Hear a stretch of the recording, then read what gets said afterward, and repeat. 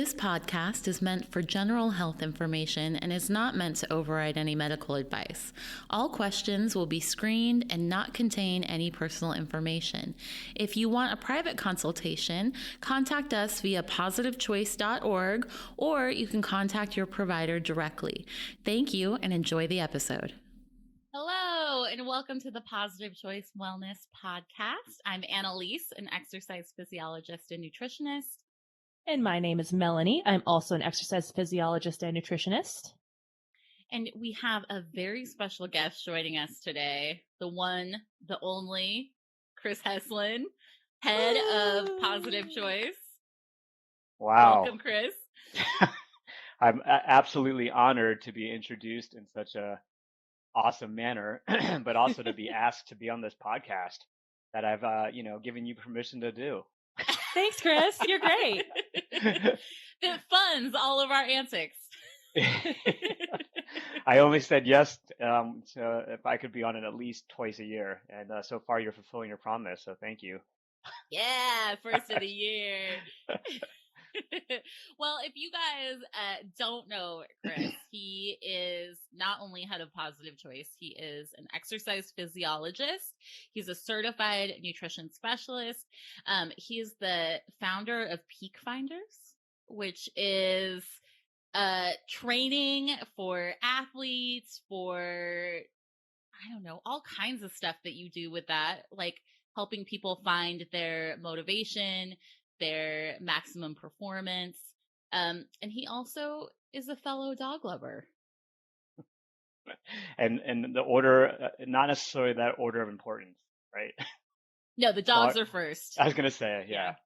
Yeah, no, Peak Finders was a training group I started a long time ago. We've all kind of moved on with new chapters in our lives, but coaching athletes and non-athletes, folks that had never done a 5K, let alone want to do a triathlon. How do I get them even started on the path to accomplishing something like that? So that's kind of what Peak Finders is about. But that's all in the past now. Oh, well, it's still a legacy. It is. Well, today we have got, I think, a pretty cool topic for you guys. And I know us three can all relate to this. It's the beginning of the year, and what you are seeing everywhere is fitness plans, diet plans, detox, all kinds of stuff just, to get you going and get to your healthiest. And that's all well and good. But what we see a lot with our patients, with our clients, is that being on a plan only lasts as long as your life stays consistent.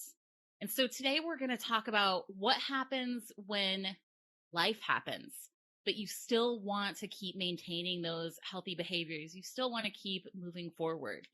And Chris, this was such a fabulous topic to have you on because you have had a lot of life waves, good ones, but a lot of life waves in the past couple of years.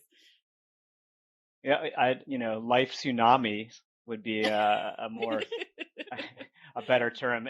And luckily, I'm blessed enough that these were good.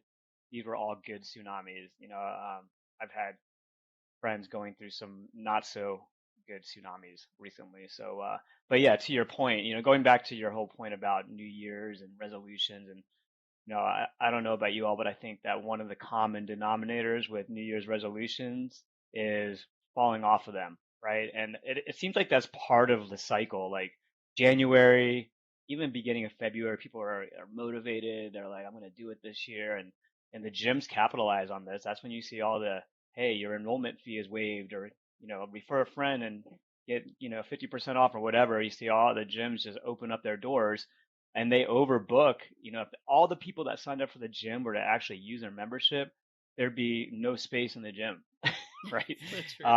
So they bring on members, knowing that a good amount are going to probably not use that membership as the months go on. And I feel like that's part of the cycle of creating a New Year's resolution. We talk about, I kind of fell off that around March or April, and life got back to reality after the holidays, and you know, things happen, Um, but even those that are doing well and staying on good routines, yeah, like you said, what happens when life throws you a curveball, right? And your perfect little routine is, you know, just shaken to the core for whatever reason. What are you going to do then? I think is a great question. An awesome I feel like topic. that happens like all the time. It's pretty common in my opinion. Yeah, I mean, it depends on, what shakes you, if something small is able to shake you and shake you off your routine, then yeah, it's going to happen a lot more than someone that's able to kind of, brush off the small things, stick to their routine, and really only get derailed when, a major life event happens. Nevertheless, it's going to happen. It's just a matter of when, not if, right? Absolutely. And I think, when we kind of get down to the basics of what we're doing with our health behaviors is we're trying to get to habits. So we're trying to like move the new behaviors into things that are so automatic, like brushing your teeth. We don't have long conversations with ourselves about like, oh, you know what? I'm just so busy today. I'm not going to make time to brush my teeth. Like, we don't do that, but we do that constantly with our health behaviors, and part of that is because they take a lot of practice. And so I think one of the keys to really moving these behaviors from new and taking a lot of energy into habits is how long can we practice them for, and how can we change things up to continue practicing the behaviors that support our healthy habits. Well, I think something really important to consider when we talk about this topic is, you know, a habit versus a mindset, right? When you have a mindset, you don't question. I'm hoping that we can all say this is a shared mindset, but when it comes to brushing your teeth, right? There's not you don't have an internal struggle as to whether or not you're going to brush your teeth, Yeah. right?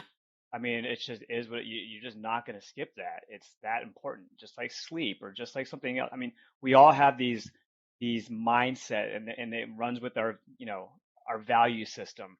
And once something gets into that level, then it's much easier to stick to that than something that we're still just trying to practice to become a habit. And I think that takes a long time, and some longer for some than others.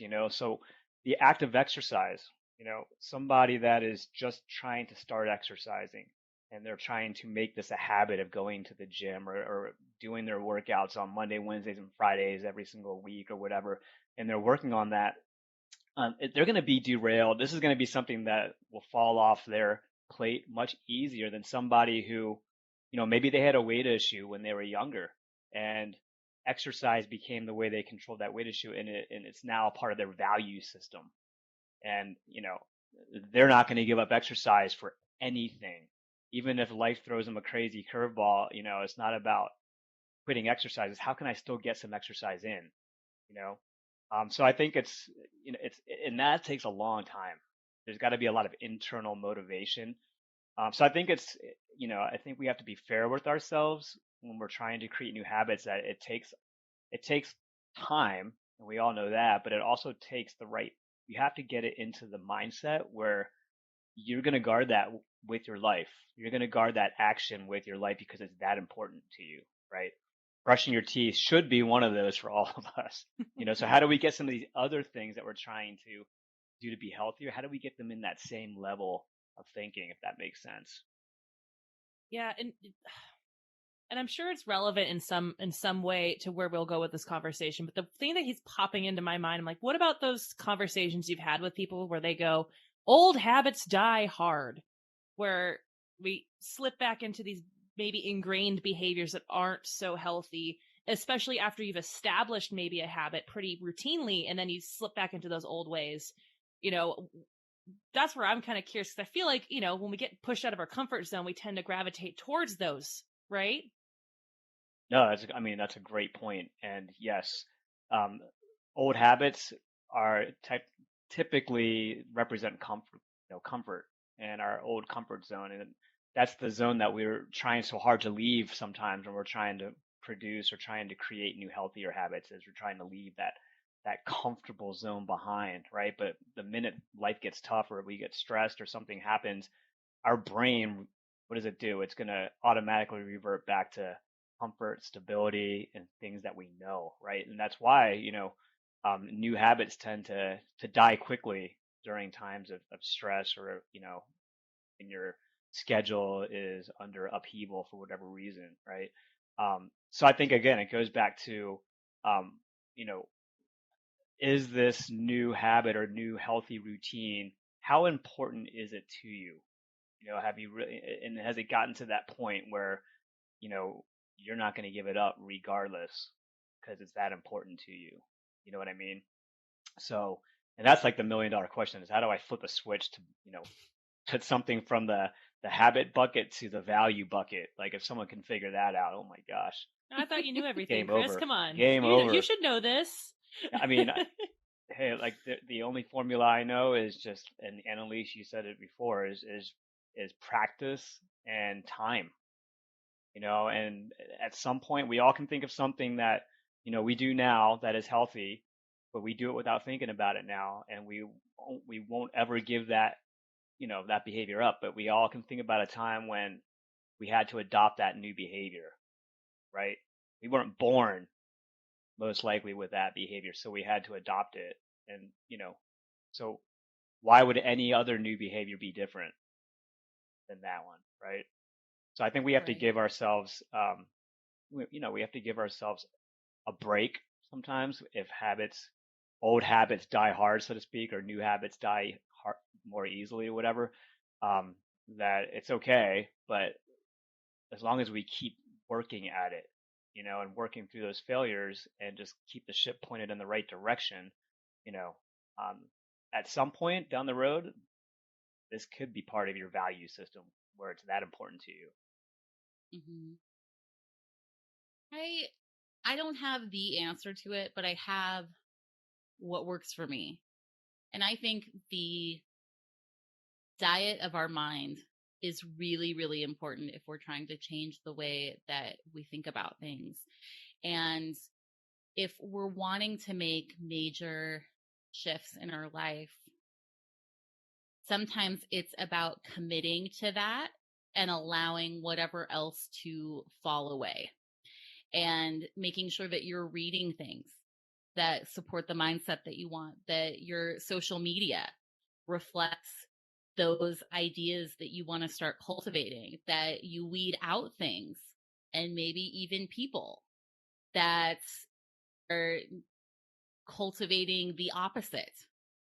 And I think that it takes time, but after a while, if you really surround yourself with people and ideas that support where you want to be, that's where the value starts coming in. And along the way, you build kind of a support system of reinforcing those beliefs. That's a great point, I think, and that support system is critical for when, you do fall off the bus, so to speak. Because, like I said, it's not a matter of if that happens; it's when and how many times. It's whether or not Hmm. we can get back on the ship and keep sailing north, where where our destination is, that we can even have the hope to make this healthy habit a value, something that we're not going to ever give up. But you brought up a really good point about you know sort of intrinsic motivation, and the why behind the what. And when we have a new habit, the question is, what's driving that behavior? And is it a powerful internal motivator, or is it just an external motivator where somebody's telling you to do something? I think that's the difference right there. I mean, here's a good example for you, like vegetarians out of the world, and I'm a vegetarian, and so I know some, and I know all different types. And what I've found, I'm not saying this is absolutely true, but just so don't quote me on, this is just from Chris's encyclopedia, which has not been published, nor is it scientifically Well, backed. we're about to But publish this episode, so you're already making this become a thing. So so okay, well there you go. It hasn't been peer reviewed. How about that? Yeah, yeah. but you guys may or may not, agree with me on this, but I'll say most of the vegetarians I meet, the most passionate ones are vegetarian or vegan because of animal rights, right? The ones that are vegetarian or vegan for health benefits, I'm not saying that they're not passionate and they're not like, 100% into what they're doing, but they're not as militant about it. Like, if that makes sense. And I feel like part of the reason is, if somebody is a vegetarian or a vegan because they don't want to exploit animals, there's a lot more of an internal drive there, more so than somebody that, hey, I just want to eat more plants because my physician told me I shouldn't eat meat because I have high cholesterol or something like that. Um, Mhm. I have a couple friends that are in that category, and they're more like the flexitarian type, where they're gonna, eat mostly plants, but here and there, it's okay if they eat animal products. Whereas I have some friends that are, you know, more of like the animal activist side, and they are like veganism as a whole lifestyle, and they would not even touch any type of animal product. So you see what I'm saying? There's sort of this different level of drive, and I think you can take that to any healthy habit. So, push the veganism aside. Let's talk about exercise, and go back to that example of somebody who maybe had weight struggles, and exercise was the one thing that helped them keep their weight in check, you know, um, versus, somebody who, again, they were told by their physician or told by somebody that they should start exercising more. So this is what you need to be doing. There's different drives there. Um, so I think it's because I like the whole like becoming a part of your core values, which I agree with. I think really if we want to maintain healthy behaviors, they have to be a part of that. But when life gets hard, I feel like there's that little bit of that trying on your values of like, but this other aspect of what you could do is easier. You could slip back to this thing. So how do you stay diligent when maybe your motivation to stay diligent isn't really there? no, so I'm glad that you kind of brought me back to the topic today. I like I, to be the negative person here. It's all no, no, good. no, We that's got good that. because you kept me on track. So I guess my point for the things I was saying earlier are, so yeah, basically, no matter what, your core values, right, are going to be the things that you're probably going to stick with when life throws you curveballs.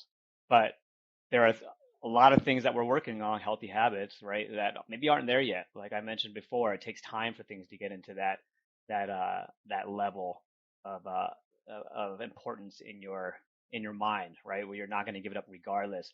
What about these new habits that you're working on, and maybe you're gaining traction finally on your sleep patterns. Maybe that's been your goal, right? And you're trying to work on your sleep hygiene and get better quality sleep at night. And then all of a sudden, your significant other is diagnosed with some sort of ailment, and it's keeping you up at night, and you can't keep your brain from turning off. And sleep might not be one of the things that you're going to be able to focus on, and it's not going to, I think you have to give yourself a break, and that's okay, right? It's okay during this stressful time for sleep to kind of fall off the wagon. One of the strategies I've always I've always told my athletes and even my clients back when I used to teach is, um, always take inventory, right? So when during any type of stressful event or time period in our lives, there are things that we can still be doing that are going to be helpful for us. And you might even be doing them without even thinking about it. And going back to the brushing your teeth thing, right? We're all doing things that are healthy for us at any given time. It could be I'm drinking water. It could be you know, I'm letting myself be okay with the fact that sleep's going to go to crap during this. So take inventory and let's focus on some of the things that you might already be doing that are helpful. I think a lot of times we forget about that and we focus on, oh my gosh, like I'm not sleeping and that's what I was focusing on, and then we tend to start kind of spiraling, you know, downhill.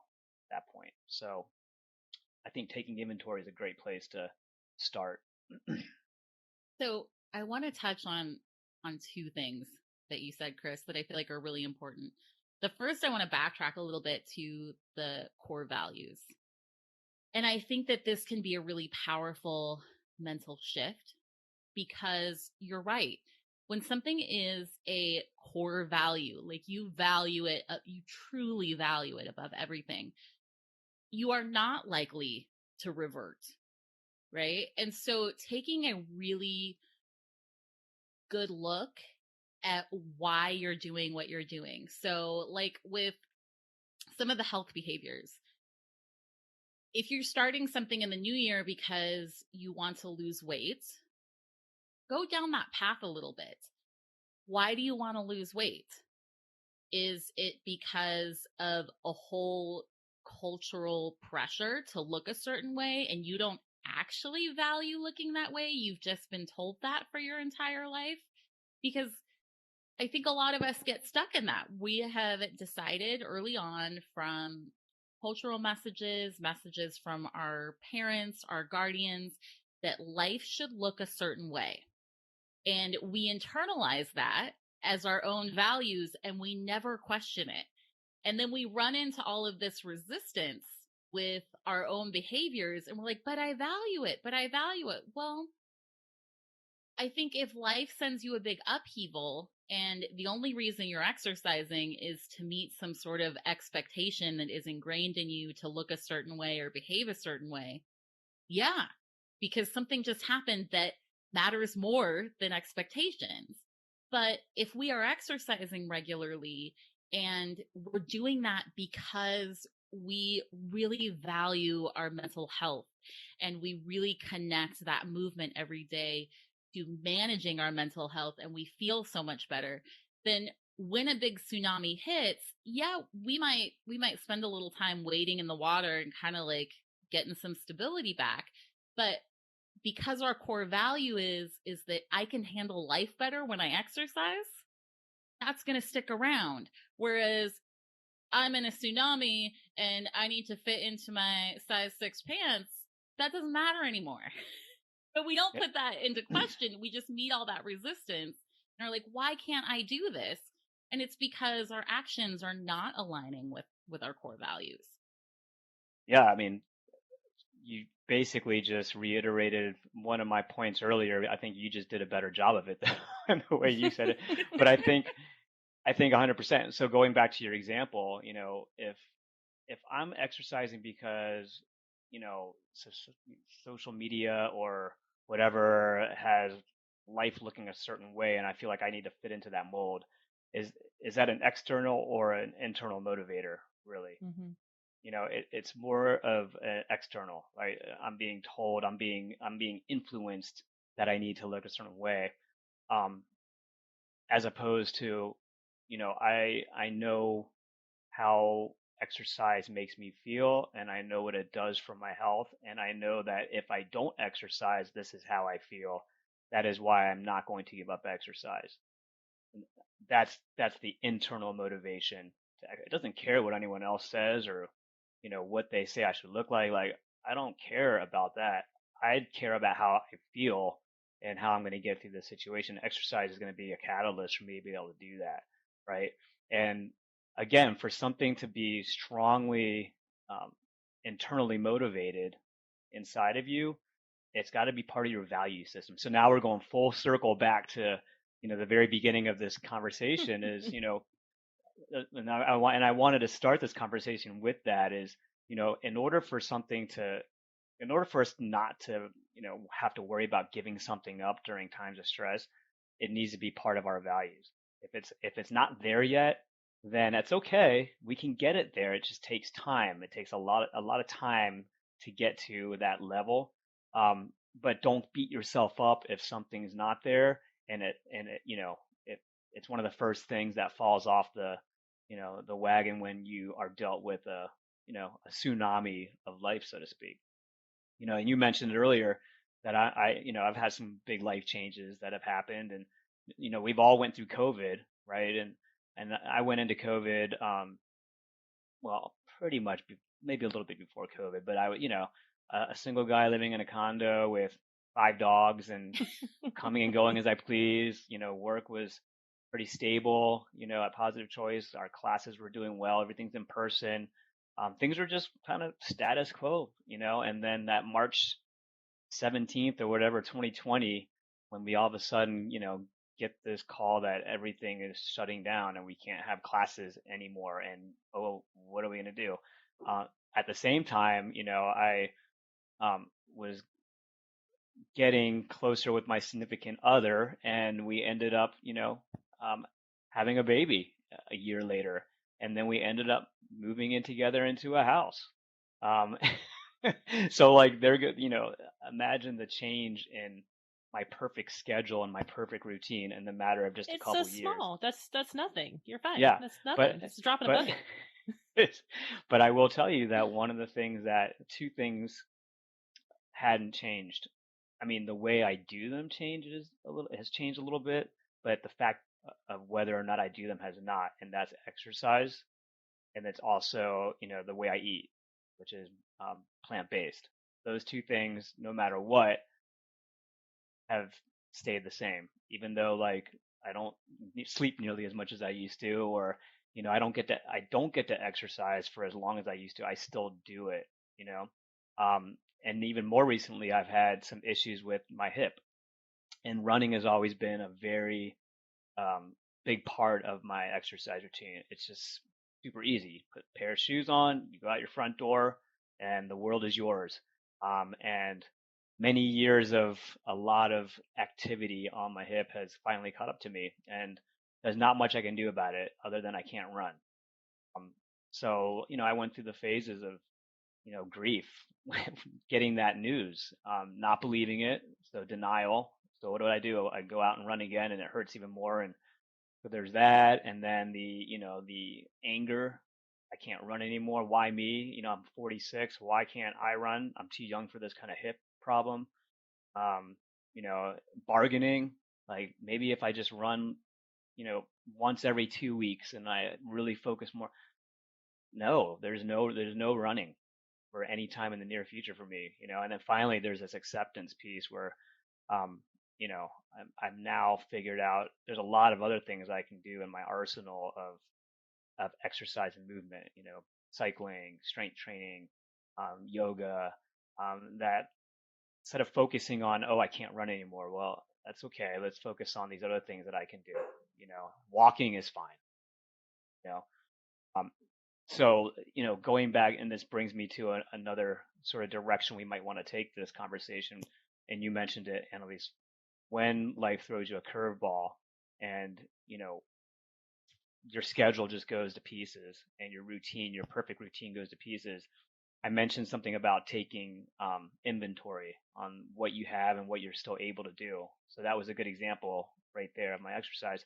But also, everybody, and this just goes for wellness overall, aside from just exercise, but everyone should have sort of the Swiss Army knife of wellness, so to speak, where you have a bunch of you have this one little compact thing, and you have all these different little blades that you can pull out, and each one has a specific use, and it can be used for a specific situation. You got your sharp knife, you've got your bottle opener, you've got your corkscrew, and you got your nail file. They're all in there, but they're very different in their use. And you can think of your wellness tools, as that, like a Swiss Army knife of wellness tools. And what can I pull out right now in this situation? You've always got something that you could pull out, right? And I think on that same note, kind of expanding on what it takes to continue and going back to where we started in the conversation, which is if we want to move something into a habit, we've got to keep doing the things that support that. So it's not always just about like the running, right? It's about the mindset. And it's also about all the things that you have to do to support that exercise, right? So like when I think about this for me, the things that support my exercise are, do I schedule time in my week for it? Do I make sure that my workout clothes are ready and clean for the week? Do I make sure that I have playlists ready? And all of those things are the supporting habits that go along with making sure that I exercise every single day. And so for me, like, yeah, sometimes, I've been injured or life changes. And yeah, it could be like, oh, well, whatever. I'm just not gonna do this. But I can dial it down. I can be like, okay, I feel like walking is in my wheelhouse right now. But it still requires me to take time for it. It still requires me to know where my shoes are, to have my clean clothes ready. And those are the habits that are going to support you in your behavior long term when your motivation isn't there. And so when we talk about like meeting yourself where you're at, make sure that we're not downgrading what we're doing. That, oh, it's not good enough. It's no, it is. You're still moving forward. Right. And and I think the other thing too to think about is why. Going back to the same, it always starts with this question: is you know why, Annalise, do you do all these things? Do you remove all these barriers to make sure that you can keep exercising? Why do you make sure that your workout clothes are always clean and you schedule time? Why? Like, what is the answer to that question? I have an answer. Yeah, you don't have to, and you don't have to share that, but I can almost guarantee you it's not because your next door neighbor is saying you need to exercise. No. And I will share my answer because maybe it might help somebody. So I think for a lot of years for me, it was about my own expectation about what I should look like. And that was ingrained in me from my family, ingrained in me from, the culture, the media. And I think for a lot of years, I really confused those expectations with my own values. And so I struggled a lot. And my main point of exercising, regardless of what I was telling myself, was to look a certain way. But as I've gotten older, my value really is on protecting my stress level because life is so much better. My day-to-day life, my ability to do my job, to interact with people is so much better when my stress is down. And so like every day when I think about like, do I want to exercise or do I not want to exercise? Like there's a very immediate response for me in terms of like, I will give more to my class today. If I get in yoga, I will be more at peace the rest of the day if I take time to get the dogs out walking. And that aligns for me with my core values, and I get a lot of immediate feedback from that. Yeah. Thanks for sharing. That's exactly my point, right? Is all those things, those are great reasons why you continue exercising, but those are all reasons that you do for yourself and so that you could be better, right? And I think any type of habit or any type of healthy behavior, and I feel like I keep bringing it back to the beginning, but any type of healthy behavior that we're going to be able to stick to no problem, regardless of any change, is going to have to be at that level, that importance level in your value system, right? Um, but let's talk about what happens when change, throws of what you can do. Like I said before, having a lot of different options, but I think the one thing that, and I have a hard time with this, is to be flexible and don't attach yourself to schedules so much. And if a schedule goes awry, two things: it's probably temporary, so there's probably at some point it's gonna be able to go back to um, the schedule that you're used to and you're comfortable with, right? Or number two, there's another schedule that you can adopt, and it just you might have to figure out what that is and what that looks like. When I had a baby, Oh yeah, you better believe I had to come up with a whole new life schedule.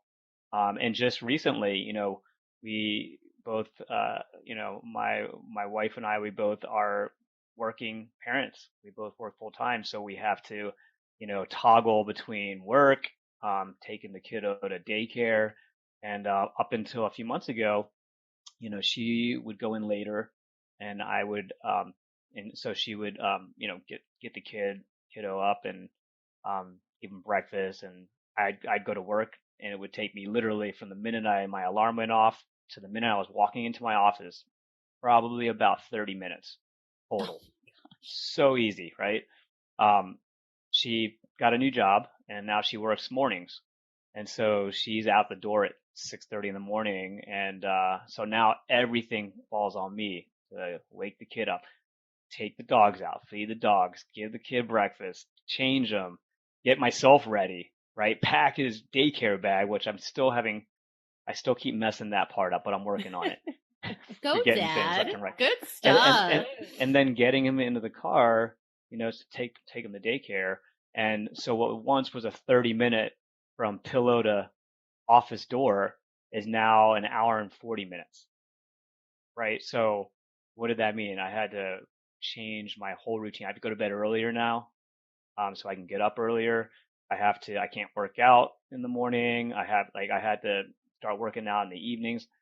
Yeah, my whole routine got shattered, but this is now 3 months in, and I'm on a new routine, and this is now my new normal. And so no matter what, if your routine gets shattered, there's a guarantee of one of two things happening. One, it's temporary, and you'll be able to go back to your routine, or two, you'll create a new routine and centered around those habits that are in your value system, right? And then you'll be able to continue working on some of the things that you're trying to get there, whatever that might be. So, Yes, I love that. So to kind of sum up for everyone listening to this, it sounds like some of the key things that we're saying is spend time working on what you value, like really looking into that, and then maybe shaping some of the external people, places, things to help preserve or enrich that value system. Then meet yourself where you're at. So be kind to yourself, acknowledge that things may not look the same, and that's okay. And then I'm also kind of hearing from you, Chris, in the last thing you said is to trust yourself right. that you will come out the other side. And even if it looks different, that's okay too. Yeah, I mean, it's funny because I was just listening to another podcast on, it was kind of like on a Buddhist principle of Zen and stuff like that, but not to get into all that. But one thing that stuck out was, when to find real happiness, is partly knowing that everything has a beginning and an end. And that means that good things, good times, good schedules have a beginning and they will at some point end. And then bad times, when, your life is in upheaval, those also have a beginning and an end. And that's just, it's balance, right? And sort of, so going back to your point, Annalise, when you said trust, trusting in the process and trusting in the balance of everything, and knowing that you will get through whatever you're going to get through, and there will be a time, I like to simplify it and say there's always a good moment ahead, no matter what, right? Even in how terrible the moment is right now, there's always a good moment ahead, and to focus on that. But, when it comes to your routines and your schedules, be flexible. When you're trying to adopt a new habit, I think before you start doing all these, like writing your routine and schedules and all these goals that you have, I think before you even do that, and I think a lot of people miss this critical step, is to ask yourself why. Why do I want to do it? And really spend some time with that. Because unless you spend some time with that and you really have a good internal motivation as to why you're doing that, whatever this habit is, it's gonna be harder to make it a really high priority, for you, especially when things go awry in life, which we all know they will, right? And so, I think that is an important step, that a lot of people just kind of bypass because it involves some reflection and some thinking, right? And some, you know, I don't know what the word is, but, you know, reflection. Did I already say that? Some emotional digging, emotional Yeah. bravery. Yeah. I mean, it could definitely go that route, but it's just, that it's mental work. It's work. There's the word. It's effort, and we want things yesterday and we want things in the easiest way possible, right? Well, if you're going to build a nice house, you don't just build it on gravel, right?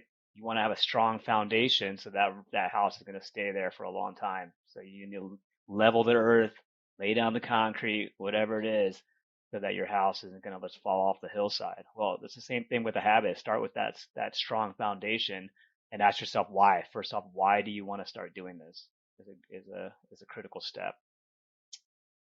I love that. So well said, Chris. And that is an excellent place to end. It's about that time. Oh wait, I have so much more to say. Well, you'll have to come back. Well, You'll have I'm to sure come back and see us. Yeah, I'm sure I'll be back with more updates on my ever evolving life routine. But if you're out there and you're starting something new, give yourself time. Start small. Start with baby steps. With exercise is a good example. If you haven't exercised before, you don't even know how it makes you feel for it to become like that sort of, that internal motivation of exercise makes me feel a certain way. So I'm gonna stick to it when my routine gets shattered, right? So start really small. Start giving yourself doses of what exercise does to make you feel better, or sleep. Whatever it is your goal is, start small and build on that, right? And then give yourself a break. Ask yourself why, and be patient. Yes. And know that if you need any help with any of this stuff, we offer all of that here, whether it's virtual, whether it's in person. We have classes, we have one-on-one. But check out our website, positivechoice.org. And Chris, always so grateful for all of your wisdom and taking the time to be here with us. We can't wait to have you back again. Oh man, it's such an honor. Thank you so much for having me. Anytime, I'd love to come back on. So thank you. All right, Yeah. you guys, don't forget to like, subscribe, give us a comment, give us some feedback. Until next time, everybody. Bye. So long.